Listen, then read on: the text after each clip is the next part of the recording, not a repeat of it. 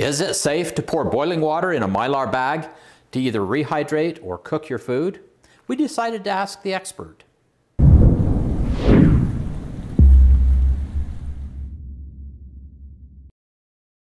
Hey Provident Preppers, I'm Jonathan. And I'm Kylene, and today we're going to talk about whether or not it is safe to pour boiling water into your Mylar bags.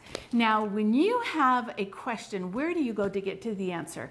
If you say YouTube or Google, you are only going to be right half of the time. There's all kinds of incorrect information out there. So we decided to go to the expert, and we talked to Andrew Tice, who is the president of PackFreshUSA. They are a company that I really trust. I love their Mylar bags. Their oxygen absorbers are phenomenal. But the thing that I appreciate most about them is that when I call with a question, they are ready to give me well-researched answers that I can share, I can use in my own food storage, as well as pass on to you. So let's talk first about Mylar bags. Now I have two kinds here. This one has a clear front, and this one is just regular Mylar. All Mylar bags typically are made of 3 different layers. They have an inner layer that's usually made out of LLDPE, that's the standard. Then there's a middle layer that a lot of times is aluminum or a metal. And then they have an outer layer, which is usually peat. Now when you seal these, the LLDPE layer is the one that melts. They don't all melt, it's just that one. And that is what creates the airtight seal. But that has a melting point of about 250 degrees. But if we think about this, water is only about what, 212? 212 degrees is boiling point for water. Or 100 degrees Celsius. So if you're pouring boiling water in here, you're only getting to the 212 or lower. You're not going to achieve the 250. Now the aluminum, what is it, 1200 degrees? Right, yes. It's not going to melt, and then you're not going to have any problem at all with the outside one. Now, we don't recommend filling these and putting them in a pot of boiling water. We're only talking about adding boiling water to this. And according to Andy, it's perfectly safe. Now, the one big factor that we're a little bit concerned about is you getting burned. So we're going to talk about that just a second. I'm going to get my water.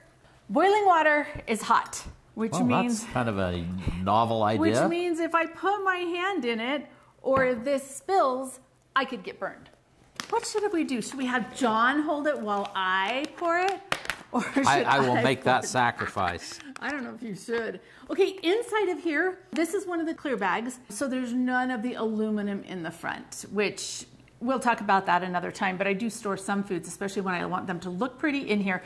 So what I've put in here is a cup of regular oats and a half a cup of freeze-dried peaches. And then there's a little pinch of salt and some cinnamon. Now, if you wanted to make this and you like it to taste creamy, you could put coffee creamer, the dried coffee creamer, or powdered milk in it. Okay, and all I'm gonna do is I'm gonna pour in my hot or boiling water, and we'll let Johnny stir that. And you want to be careful. I would not use the Mylar bags that don't stand up on their own. These are called gusseted pouches or stand-up Mylar. And then I would just squeeze out a bit of the air. And then if we lay it on its side, now this is zipped, so you got to make sure that it's zipped. Or even against something like this. If you go like this, can you see how all of the fruit is up at the top? You might have to stir it more. It might not hydrate as evenly. The oats, you're probably not going to have a huge problem with that. It would be better if it could be on its side. So now we want to insulate this somehow because these are regular oats. They're not quick oats. And so they're going to take, oh, I don't know, maybe 20 minutes to rehydrate like this. If I was cooking them on the stove, it'll only be 5. A couple things I could do. I could just wrap this in a blanket, or I could put it in an insulated cooler like what we're gonna do here. Oh, I forgot to tell you, this is one of the most important parts. You'll have oxygen absorbers in these. Do not pour the water in with the oxygen absorbers because this is pervious, which means that the oxygen can flow in and out, that it can do its job.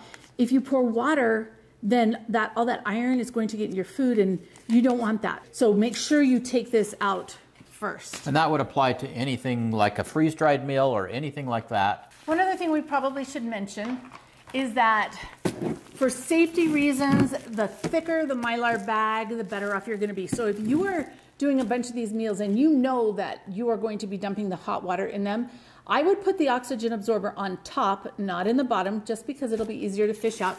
And I would use some of the thicker Mylar bags and make sure they're the stand-up ones, right? These are 7 ml and these are only 4. These would be good for a lot of applications. Yes, you could pour water into them. So if you were just doing like instant oatmeal where you don't have to do it very long and just a little bit, you might want to use something like this. But personally, I think I'd stick with the thicker Mylar bags. They have this one that's kind of fun. It's a variety pack or a sample kit of their gusseted sizes, which is kind of really nice so that you can see what they really have and what application works best for you. PackFreshUSA, use the promo code Provident and you get a discount. So you can see this is doing its little job. I would probably wrap it in a towel, but here we have a whole bunch of different stuff that I did. Whole bunch. This is a 5 ml bag. I just ripped the top off of it. It has rotisserie chicken in it. And I didn't measure the water for this.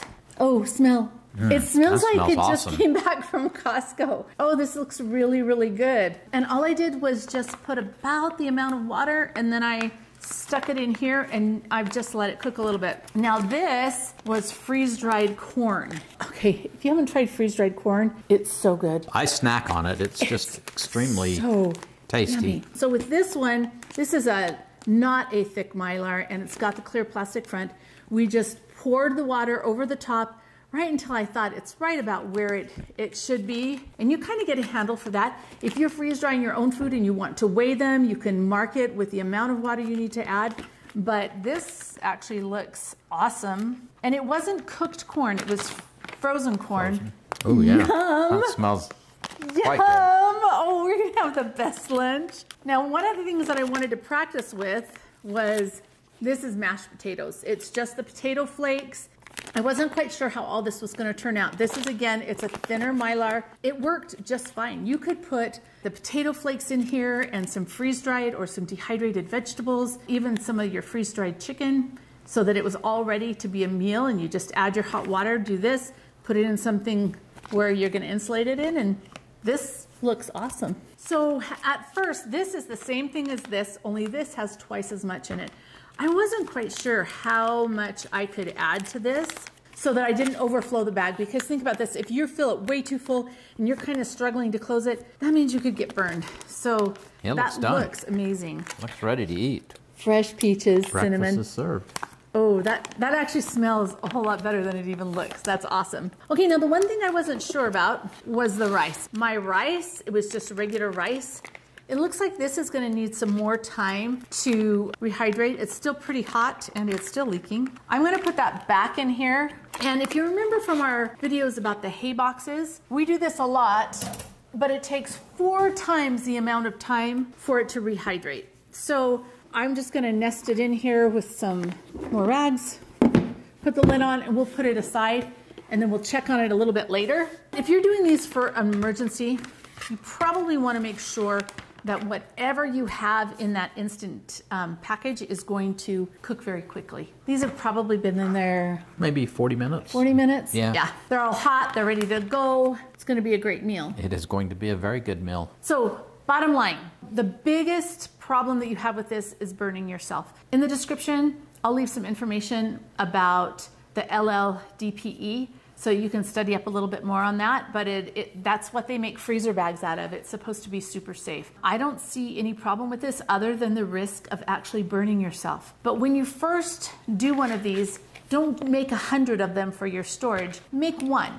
Try it out. See if it worked for you and if it's the right amount. And if you've got enough room to add your water, just practice on a few. Get your recipe right and then make the ones you need. But this is a great idea for emergency food that's a lot less expensive than what you can buy. And it doesn't have all of the additives. And now for the question of the day. What dry meals would you put into a Mylar bag so that all you would have to do is take out that oxygen absorber, pour in hot water, and a few minutes later, eat them right out of the bag? Tell us what you would do and any recipes or experiences that you have had doing this. But for me, I'm really glad to know that it's safe. And thank you for being part of the solution.